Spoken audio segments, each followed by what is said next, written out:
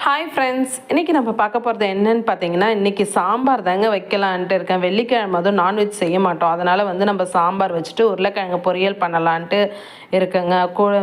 நம்ம வந்து குக்கர்லேயே வந்து உருளைக்கிழங்கு பருப்பு எல்லாம் போட்டு வேக வச்சு எடுத்து வச்சுக்கலாம்.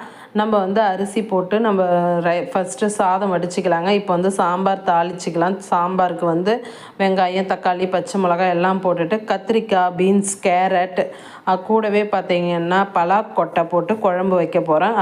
முருங்கைக்காய், மாங்காய் எல்லாமே போட்டு நம்ம வந்து சாம்பார் வைக்கலாங்க. ரொம்பவே சூப்பராக இருக்கும். இதே மாதிரி நீங்களும் செஞ்சு பாருங்கள் எப்படி இருக்குன்னு.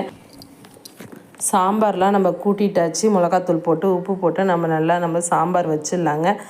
அப்புறம் பார்த்திங்கன்னா உருளைக்கிழங்கு வெந்துருச்சு. நம்ம தோரம்பயிறு கூடயே வந்து நம்ம உருளைக்கிழங்கு வேக வச்சு தான் நம்ம செய்கிறோம். அதே மாதிரி செஞ்சாச்சு பாருங்கள். இப்போ சோறும் சாதம் வடித்தாச்சு.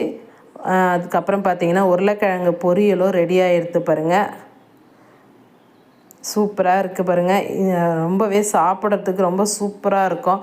உருளைக்கிழங்கும் சாம்பாரும் ரொம்பவே டேஸ்ட்டாக இருக்குங்க. இதே மாதிரி உங்களுக்கு யாருக்கெல்லாம் பிடிக்கும்னுட்டு உருளைக்கிழங்குக்கு சாம்பாருக்கும் காம்பினேஷன் பிடிக்குன்ட்டு கமெண்ட் பாக்ஸில் கமெண்ட் பண்ணுங்கள். ரொம்பவே சூப்பரான ரெசிபி. நெக்ஸ்ட் வீடியோவில் பார்க்கலாம்.